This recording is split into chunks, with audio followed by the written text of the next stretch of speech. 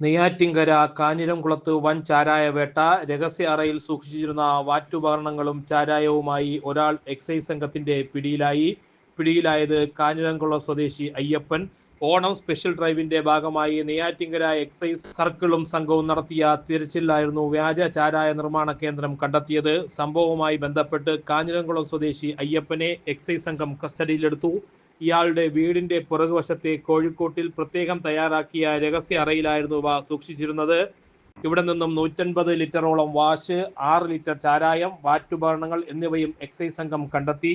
ഓണ വിപണി ലക്ഷ്യമിട്ട് ആവശ്യക്കാർക്ക് എത്തിക്കുന്നതിലേക്ക് വേണ്ടി നിർമ്മിച്ചതാണ് ചാരായമെന്ന് അയ്യപ്പൻ മൊഴി നൽകി. ആവശ്യക്കാർക്ക് ഒരു കുപ്പി ഒന്നിന് 2000 രൂപ വരെ ഈടാക്കുന്നു. അന്യസംസ്ഥാന തൊഴിലാളികളുടെ ക്യാമ്പുകളിൽ ഇയാൾ വിപണി കണ്ടെത്തിയിരുന്നു.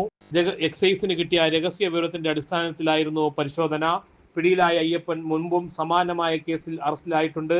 പ്രതിയെ കോടതിയിൽ ഹാജരാക്കുമെന്ന് എക്സൈസ് സംഘം അറിയിച്ചു.